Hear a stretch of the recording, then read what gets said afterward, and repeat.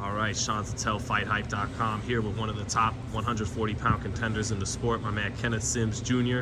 Of course, Kenny, last year made big noise in the sport by upsetting undefeated Elvis Rodriguez. You knocked out Christian Minu earlier this year.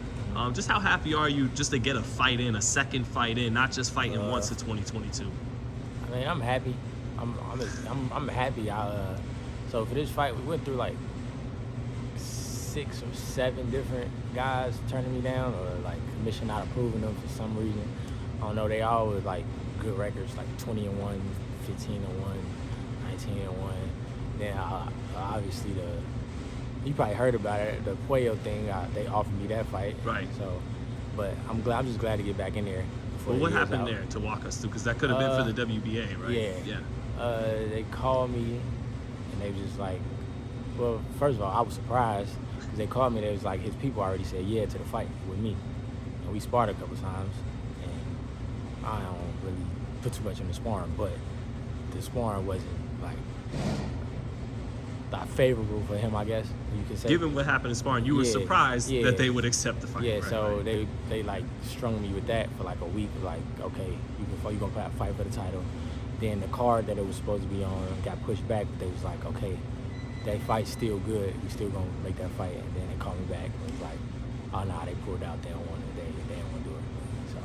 So right. So it's kind of I guess bittersweet because you're getting a second fight in to stay active. It went from the title to like to this. But I mean, I'm gonna perform just like it's for a title because at this point, just because I got that call, you never know. Maybe take care of this and then I get that call right back. Right, because if you keep winning, that's the call that comes eventually, right? Yeah.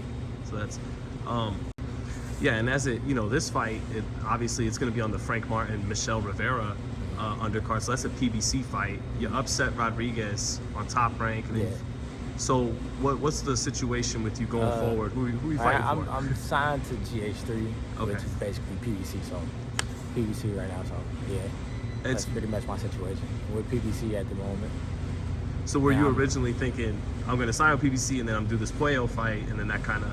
I mean, I've been with them since the Elvis fight. So my last 2 fights been with PBC. I've been with them. So I just looking for the best opportunity. The Puello thing, they called me, and that's what everybody wants when you're a boxer with a title shot. So that's the best opportunity. So hopefully they can make it happen for me after this. Yeah, is that probably out of the title holders who you got your eyes set on at 140? Yeah, because I'm in the WBA, they got me at 13 to 14, so I'm right there. I know, like top 15, you get that call any day.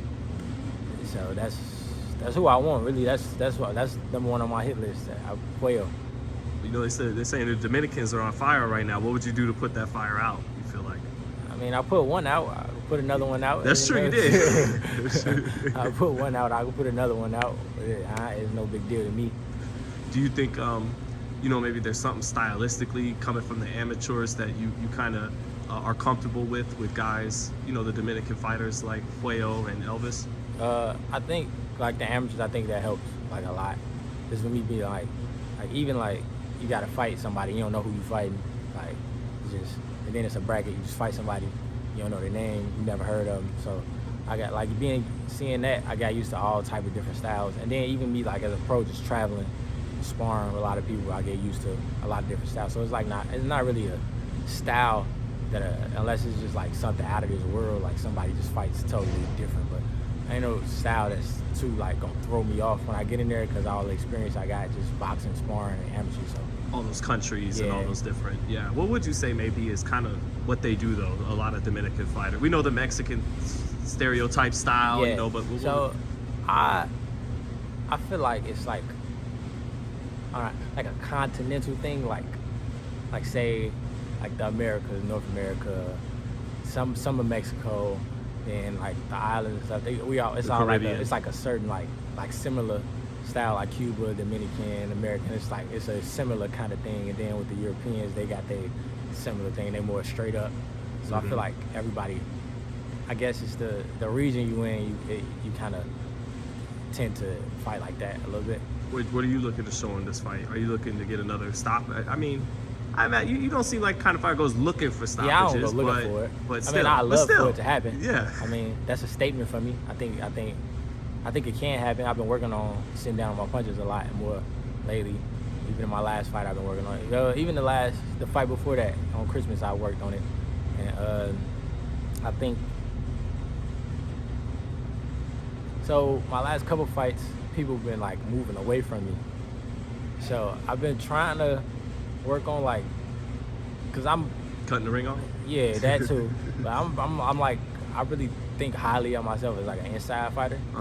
Like even though I got like good height for my weight, I think like that's one thing that I do good that a lot of people don't do good in boxing today. Like I'm real good on the inside, but I ain't really got the chance to show that off because people like been moving away from me after I touch them a little bit. So I'm pretty sure my power is increasing because my last 3 fights I touch them and they kind of get on the back leg. Like even Elvis, like he was on the back leg at the end of the fight. So do you think because of that style that you bring, you know, you're good on the inside, you're willing to fight, stay there on the inside, that maybe you and Tank and you and Gary Antoine at 140, those would be great fights for the fans, style-wise. Yeah. I'm down for any fight. I think, like I'm a boxer, but I think my style is like, I'm not like I don't think nobody born, so I ain't even gonna say that word, but what they call born, I don't think my boxing style is like that, because I mean, honestly, my coaches had to tell me to like dial it back, because I like contact. Like I don't like getting hit. Like on the inside, I like to like feel like contact, like pushing, like the physical stuff. Like I ain't used to, but as I've grown older and gotten adjusted to being a pro, so you used to be a guy like I'm not trying to get hit at all costs, you know, like yeah, on that, and then you got like, more comfortable with it, or what changed that? Like being was like in the amateur so long. Like when I first turned pro, I was kind of still fighting like that, like just like touch. Like on the amateur, you don't want to like get close. You want to like you want everything long distance, so it's clear for the judges to see. But I think when I started working with Coach K, he like told me like you gotta slow down a little bit. Like you don't gotta get all the way out the way. Sometimes it's like safer to be closer than it is to be getting retreated. Right. And, you know, speaking of the big names at 40, I may have asked you before that fight with Minu, but did you ever spar with Gervonta out here? Nah. Yeah, just because, you know, if him and Ryan fight, I guess it'll be at 36, which is technically makes it a super lightweight fight. Yeah. You got a favorite in that fight? You got a pick? Yeah, I got Tank in that fight. I think people underestimate Ryan Garcia a lot, though. You ever worked with him? Nah. Okay. I think Tank wins that though. I think Tank's not just a puncher. I think he's a smarter fighter than Ryan, but Ryan has like the physical tools to make it difficult for him. But I think Tank will put his stuff together better. You mentioned people underestimate Ryan. What do you think is underestimated about him? I think him getting kind of like famous for like just being like the internet stuff before getting famous for boxing kind of like got people thinking that he's not really a boxer, but he's been boxing his whole life. So I think like a lot of people don't really give him his just due just because he's famous before he's famous for boxing. And you can't teach speed and power, right? And is that always formidable? Even if you're across the ring from a guy and you know you're smarter than him, you're a more skilled fighter, but he's just fast and can punch hard. He's just got the gifts. Is that always formidable? You know, tough to go against, or you figure that guy out too? You know? Me personally, I think so. I feel like it's something you can exploit in anybody's got like a strength you can exploit something out of it. Like if they fast, they might just like you can catch them in between because they're gonna think like I'm so fast I'm gonna get them before he get me. Right. You can catch them while they sleeping or snoozing, thinking like you too slow for me to catch you. So I think it's all just like boxing as it is, just a mind game. It's like when you in there, you thinking the whole time. Yeah, Teddy Atlas used to say about them guys with all that speed, sometimes they run red lights. And you get hit running that red light. And yeah. So that's kind of what I was thinking when you said punching in between their shots. Mm-hmm. They're thinking they're going to get off six like Roy Jones. It's called a T-bone. Like wow. Whoa, yeah, Yeah. I like that. I like that. And then just on Gary Antoine too, because I imagine, you're in a spot where you're coming through the back door to Yeah, I know. get. I know it's gonna yeah, be hard for me to. Right. I know. So they may try to put you in with a young Yeah. killer like him, and if you can get past him, then you get the title. Yeah, I know. What do you think of that? I know it's gonna be Yeah. like they're gonna try to give me the ringer to get there. I'm good with any fight at 140. I'm not ducking nothing at 140. At this level, you got to be ready for whatever and whoever at any time. So. As long as the cash checks, right? Or Yeah, check cash, of course that too. It's a business. It's a business too, so that got to be right. But as long as that's right, I'm down for anybody at 140. How do you see the fight at 140 going this weekend with T.O.? I think Teofimo wins. I think Sam Martin he might give him some trouble early on. This is movement. Now you have worked with T.O., right? Here in this gym? No? Mm-mm. Dang, you guys have been in this gym. I feel a couple times. It never. Nah, I never sparred with him. I've seen him a couple times. I never sparred with him. Like when we see each other, we speak. You know me. I know him, but I never boxed him before. Are those guys on the top rank side on your radar still at all, or are you just being realistic? Like I gotta look at this side, I mean, I'm realistic, but everybody on my radar. Yeah. Like last time I talked to you, I wanted to Barboza. Right. I mean, I still want that, just because I don't know. He one of the top guys. Like I know he fighting Pedraza. I fight Pedraza too. Like I don't care. I mean, I know like the politics of the size and stuff, but at the end of the day, you got to step in there, and if you can make it happen, you can make it happen. Hey, you never know. You can always talk to people and they go, no, go for it. Go fight them over there. Yeah. Come back here after you win. It could be that kind of thing. Yeah. Right? At the end of the day, you got to make the fights. So. And just because also it's in the weight. If T.O. does win, people expect him to win. Him and Regis, who you think comes out on top of that? I spar Regis a lot. Okay. I say Regis. It's a good fight though. It's a close fight. I think Teofimo's like Regis will have to catch up though, because Teofimo, I think his greatest thing is he's super athletic. Gifted. Like he's really like athletic. Not as far as just like boxing wise. Like he's athletic. Like he got fast feet and he knows how to use them. So I think Regis is like a physical force. And Teofimo coming up to him. I know he at 140 now, but I think it'd be different than when he was at 135. He like imposed his size. Yeah, he was the big guy there. I don't think he'll be able to impose his size, and I think Regis will eventually like get him to like make it a like war, or make it a physical war of attrition with him. Well, I mean, just watch him. It looks like Regis got like really heavy hands, and he's kind of unorthodox with his head movement and all that. Is that kind of what you gathered when you would spar with him? It's been a while. It was like three years ago, but yeah, he's awkward. He can punch though.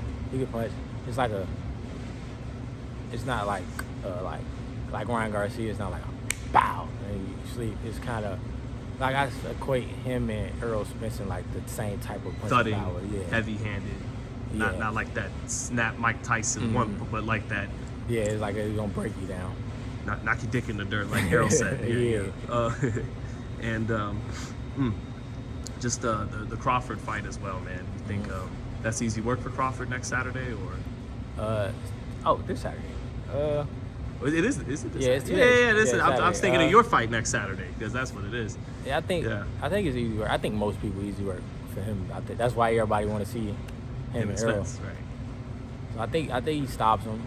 But I feel Evanesian, he's top 10 in the weight class, so it's not like he fighting a scrub. So you gotta be ready. But I know he's ready, like always. You're gonna make it back to your seat in time after your fight next Saturday to watch Frank and Michelle Rivera go at it. You interested in that fight? I mean, I'm interested in it as a boxing fan. Yeah. Yeah, most likely. I'll stick around if it's a fight I'm interested in. So yeah. You lean in one way or the other in that main event? Good fight. I think Frank Martin right now. I think so. Is that going to be one though where he's got to go get him and cut the distance? I think so. Because I think Rivera kind of tries to move on the back leg more, but that's what Frank likes to do. He likes to press and come forward. So I think it's a good style matchup. Yeah, yeah. Because it looks on the outside looking in, it looks frustrating to deal with a guy like Rivera. Yeah. You talked about guys are doing that to you in your fights. They're not really staying there. Yeah. Yeah. So. Yeah, but Rivera has gotten like caught and dropped. So I think Frank can if he can catch him, he can hurt him. So it should be a good fight though. I think it's a toss up. I'm going maybe 60-40 Martin or 55-45 Martin. That's how I'm leaning. And just to double check though, are you opening the card for the telecast, or are you right before they kick off? I think I'm right before on the stream because I was supposed to be on the telecast, but the opponents couldn't. The quality, yeah. But originally you were supposed to, right? And Yeah. So, but still, man, it's important to get the win because you are in the top 15. You are in the title mix. Yeah. Anything else you want to say? Any shout outs to Chicago watching, or anything you want to say, Kenny, before you get out of here? I would shout out Chicago. My dad here in Kent with me. How you doing, Coach? Ready for next week. I guess tell everybody follow me on Instagram, Twitter, Facebook. Everything's the same. It's Kenneth Simms Jr. But I'm ready to take over the game. At 140, I'm ready. I know it's a packed division, but I think I'm at the cream of the crop of it, and I'm ready to just prove it. And show it with your hands, right? Yeah. Yeah, man. This is and you guys came in humble, man. It's the most least Hollywood I've seen. The top ranked gym. You guys are ready to get some hard work in. So. Oh yeah, sometimes I like being here by myself, so I'm trying to get it in. Well, best of luck to you, man. And personally, one thing I look forward to watching, on fight night with you is I know I'm going to get something on the back foot and on the front foot. I'm going to get a little bit of everything. Yeah, so thank you, Kenneth. Thank you. Thank you, man.